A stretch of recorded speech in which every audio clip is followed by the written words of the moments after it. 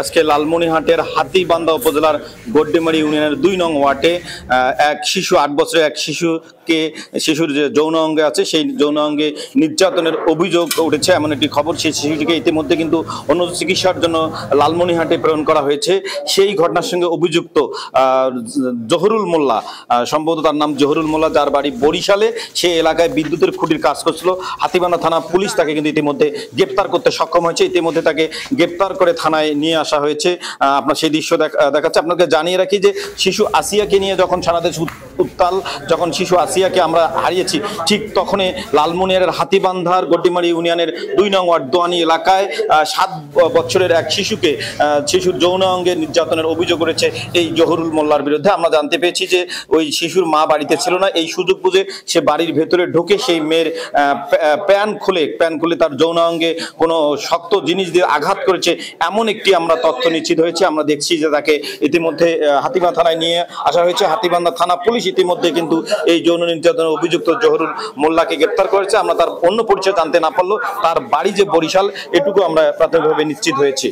দেশ জুড়ে তোলপাড় ওয়ালটন ফ্রিজ কিনে আপনিও হয়ে যেতে পারেন মিলেনিয়ার।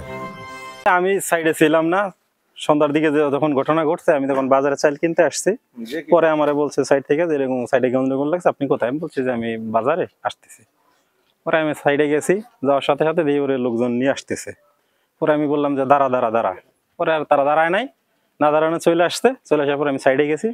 সাইডে যেয়ে পরে শুনি যে আমাদের যে জায়গায় ক্যাম্পের পাশে একটা বাড়ি আছে, যে এখানে ছোট একটা বাচ্চা আছে, বাচ্চার সাথে বলে ও কি কাজ করছে। পরে আমি বলতেছি আমি ওই যে ভিকটিম, ওনার বাড়ি যাওয়ার চেষ্টা করছিলাম কিন্তু যাইতে পারি নাই। পরে যে মহিলারা ছিল, মহিলা যে ঘটনাটা কি আমাকে একটু বলেন, আমি তো ছিলাম না। পরে বলতেছে যে আপনার এই জায়গায় যে লোক কাজ করে ওই মেয়ের নাকি টাকা দিছে, টাকা দিয়ে সাথে খারাপ কাজ করছে। পরে আমি সাথে সাথে আবার সাদুর বাজার যেটা, ওখানে আসছি। আসার পরে শুনি যে ক্যাম্পে ধরে নিয়ে আসছে। পরে স্যারের সাথে স্যার ফোন করছিল, ফোন করার পরে আমি ক্যাম্পে গেলাম। পরে বললো যে আপনাকে একটু আমার সাথে হাতীবান্ধা থানায় যেতে হবে। পরে আমি এখানে চলে আসছি। ওর নাম হচ্ছে সাগর, বাবার নাম হেলাল মোল্লা। এটা হয়তো বা কাগজ কলমে আছে, কিন্তু ডাক নাম হচ্ছে সাগর। বাড়ি হচ্ছে আগলজেরা থানা আশকর গ্রাম। সেই সাইডের আর কি ফোরম্যান, কাজ দেখাশোনার দায়িত্ব আমার চাচতো ভাই লাগে আর কি। আমার সাথে আমি এই জায়গায় কাজের অ্যাটেন্ড ৩টা পর্যন্ত আমার সাথেই ছিল, একসাথেই আমরা কাজ করছি। কাজ করার পর ওরা গোসল করতে গেছে, আমিও গোসল করছি, টাওয়ারে কাজ করি আমরা। রাত ১:১০ সময় একটি শিশু, ৭ বছরের শিশু, সে যৌন নিপীড়নের অভিযোগে এখানে ভর্তি হয়েছে। তাকে যৌন নিপীড়ন করা হয়েছে, এ মর্মে একটি শিশু ভর্তি হয়েছে আমাদের এখানে। আমরা প্রাথমিকভাবে তাকে অ্যাসেস করেছি। অ্যাসেস করার পর তাকে শঙ্কামুক্ত অবস্থায় পেয়েছি, যদিও সে মানসিকভাবে অনেক বিপর্যস্ত ছিল। তো পরবর্তীতে তাকে আমরা গাইনি ওয়ার্ডে ভর্তি দিয়েছি এবং পরবর্তীতে আরও একাধিকবার তাকে পরীক্ষা নিরীক্ষা করা হবে। করার পর চূড়ান্তভাবে তার কি অবস্থা সেটা জানাবো। আমি সংবাদ পাই যে আমাদের হাতীবান্ধা থানাধীন গড্ডিমারি ইউনিয়নের পৃথিঘাটা ২ নম্বর ওয়ার্ডে একটা ৭ বছর বয়সী একটা মেয়ে শিশুর আপনার নির্যাতনের একটা ঘটনা ঘটেছে। হ্যাঁ, যৌন নির্যাতনের একটা ঘটনা ঘটেছে। পরবর্তীতে আমি সেখানে ঘটনাস্থলে যাই এবং সেখান থেকে একজন ধর্ষককে আমরা গ্রেপ্তার করি। তার নাম জহিরুল হক মোল্লা, বাড়ি আপনার বরিশাল আগলঝয়রা। তো আমরা তাকে গ্রেপ্তার করে থানায় নিয়ে এসেছি এবং তাকে ব্যাপকভাবে জিজ্ঞাসাবাদ করতেছি।